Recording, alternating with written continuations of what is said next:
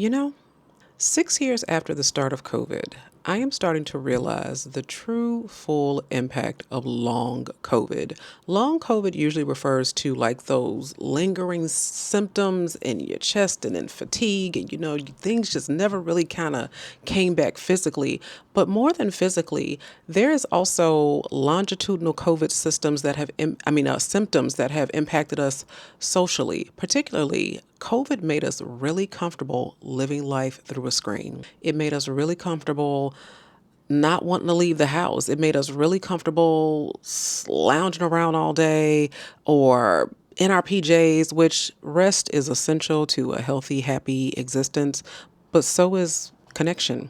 So is engagement in society, because it is very easy to start forming your perceptions of life and love and joy and community primarily through a screen. This is how people get radicalized. I'm not joking. They go down these rabbit holes on platforms like YouTube and they just keep spiraling. And next thing you know, an hour turns into 2 hours, and then 2 hours turns into 3 days. And then their whole framework and philosophy of life changes. And so, as you know, I am very passionate about resisting that whole setup. Okay. I am launching my very own analog resistance to the point where I created a whole framework. Feel free to check that out later. But one of the parts of the framework is the arts, darling.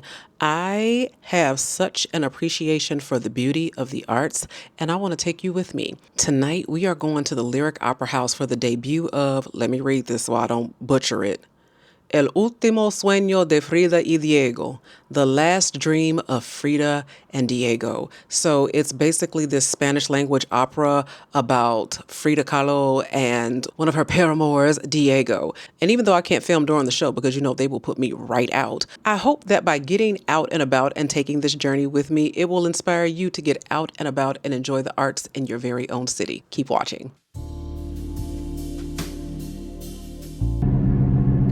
I almost disproved my whole thesis, because you know what you have to do when one of the things about leaving the house and going someplace intentional, especially like the opera house, is that you actually have to get dressed.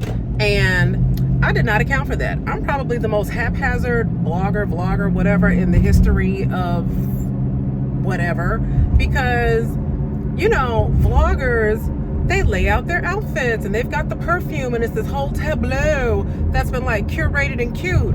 Meanwhile, I'm like, what? Dang it. I didn't think this out. And the reason why I didn't think it out is because my go-to is black. It's evening, it's black, it's dark, it's cold. But now spring has sprung.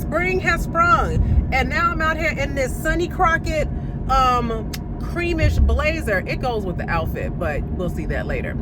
And I'm just like, is this really what I wanted to wear? But the thing is that even though I love a black-white classic combination, which is what I'm wearing,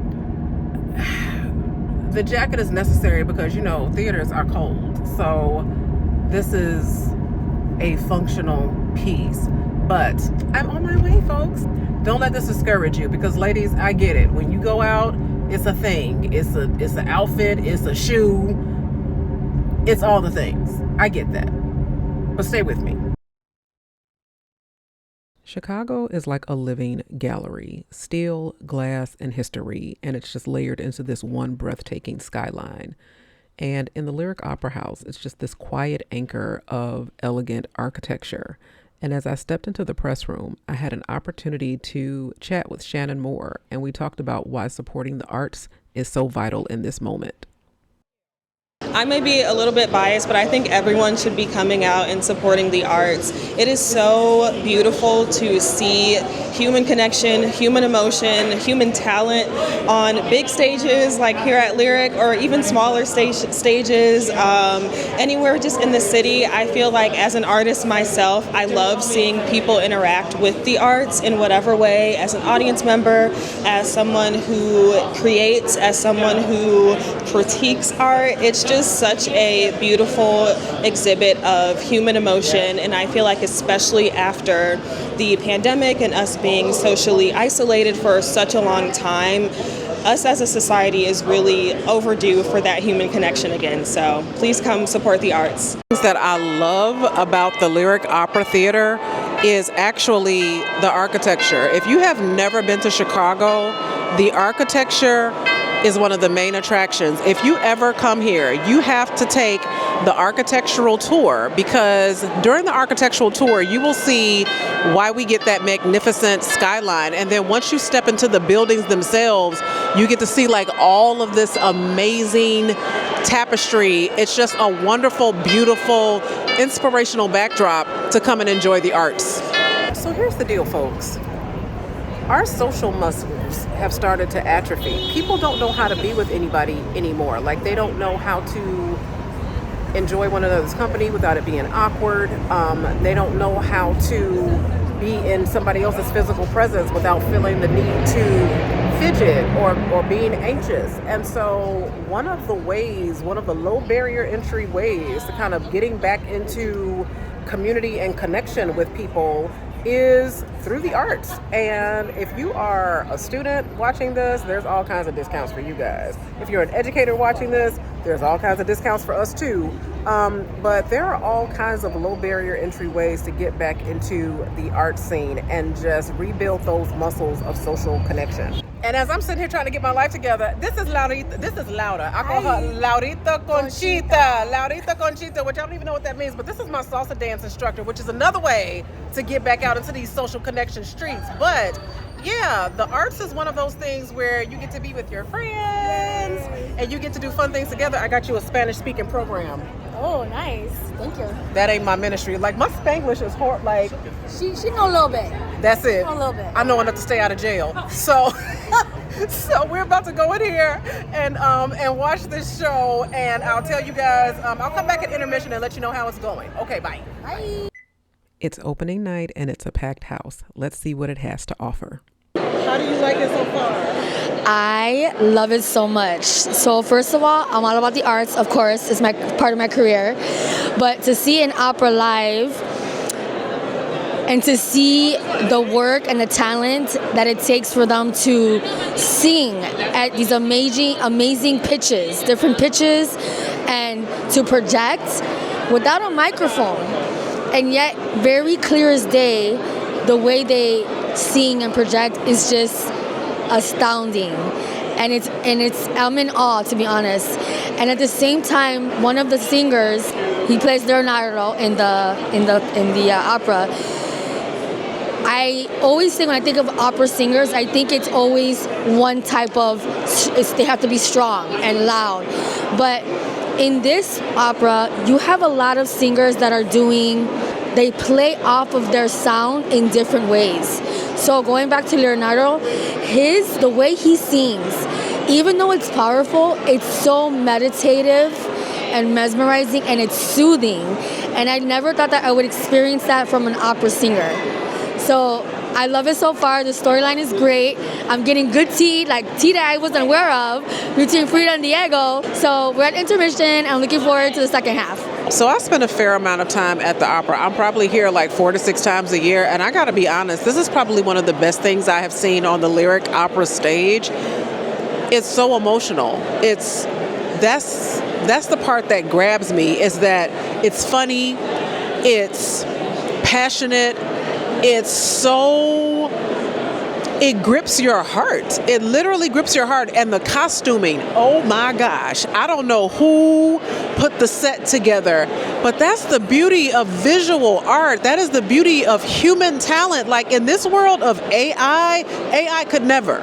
AI could literally never and evoke the same type of emotion. And when I'm talking about how like your muscles will atrophy when you just don't know how to be in the room with people, Like, there are moments that are funny and you're laughing together with strangers. There are moments that are just so, like, there are stuffy opera crowds. Like, I've been to the opera, where people do like those polite opera claps. But no, this crowd, they're like, no, this is too good not to clap. Like, we're going to be clapping throughout the performances because, like Laura said, one of the singers, Leonardo, and the character that he's playing, it's like, you better put your hands together because he is killing it in that role. And so, hands down, this is probably one of the best things I have seen on the lyric opera stage. And this is what I mean, is that you had to be there, right? Like, you have to be in the room where it happens. And this is my grand push to get us off the couch and back into real life.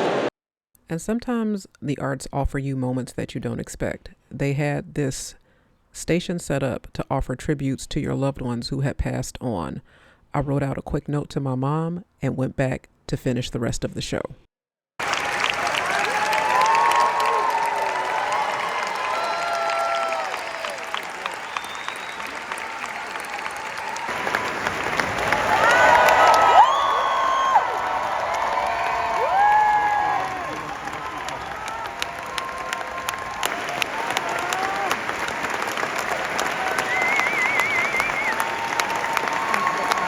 So, it was your first opera. How'd you like it? This right here, spectacular, 1,000 out of 10, highly recommend. It's so good, I will come back and see it again. That's 100%. How good it is. So good. There's so much to look at.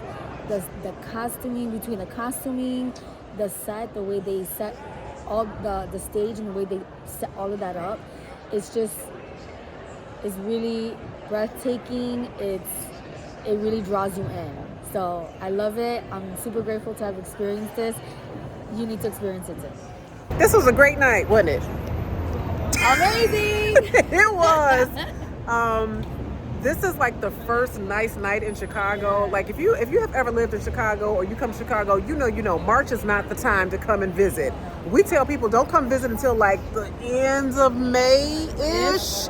Right, if that, okay? So it's a nice night. People are out. I mean, it was just a wonderful vibe. And so hopefully this has inspired you, encouraged you. The show was phenomenal. It was absolutely phenomenal. Highly recommend. And the Lyric is giving me a promo code, so I'm going to drop it down in the description. If you happen to be here while this show is in town, highly recommend. Back home safely. So as we were waiting outside of the Lyric, I did not film this because I thought it would have been rude, and it would have been. Not everything is content. Like, sometimes you just have to be present with people, no phones, no cameras, right?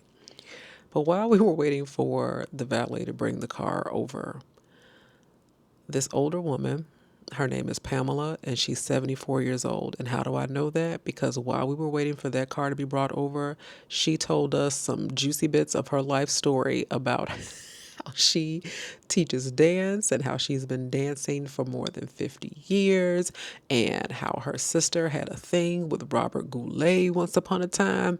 I mean, she was spilling the hot tea, and who used to train all the principals at the Lyric Opera and the ballet and where she's trained and all the things. And I'm just sitting up here, I'm listening to this, right? Because we didn't know this woman from Adam's house cat. Okay, like, we're just there, and she picked our faces out of a crowd and just decided to strike up conversation. And as I'm listening to her wax poetic about dance and life, and she has a YouTube channel. I wish I could remember her last name, because I promise you I would link it below and go find this woman. But as I'm sitting up there listening to her tell her story, it occurred to me, I said, this is what it's about. This is what it's about. I think too often we think that life has to be this big thing, that connection has to be this big thing where you lock eyes with somebody across a crowded room and then sparks come flying out of your heart. Or that you and somebody, bursts out laughing, two strangers burst out laughing, and all of a sudden you become like the best of friends. But I want to encourage you to appreciate the micro moments, the moments where somebody on the street sees you, talks to you, and tries to connect with you, because those moments matter too. Whenever somebody asks me, like, so what's the end goal here, Shantae? Like, what are you doing all this for? Like, what do you want to be when you grow up, right? The answer is always the same: an active senior. And I'm still in my 40s. I'm still in my 40s, but I'm already thinking about it. I'm already thinking about what is it that I have to do now and during these years. What are the types of foods I need to be eating? What type of exercises do I need to be doing? What types of connections do I want to be making, and communities do I want to be a part of, so that I can be the old lady standing on the street one day telling juicy parts of my life story to a couple of young women decades younger than me. Those moments matter. Those moments absolutely matter, because not only do our physical muscles atrophy if we don't use them, but our social muscles atrophy too. And so I want to encourage you to get out there, get into the arts, get into the opera, the ballet, the symphony, take a class. But whether it's the creation of art or the consumption and appreciation or patronage of the arts, I think that there are some beautiful stories out there, and you have to see it with your own eyes to believe it. Hearing about it, it's just not the same. Thank you guys for watching, and I'll see you guys next time.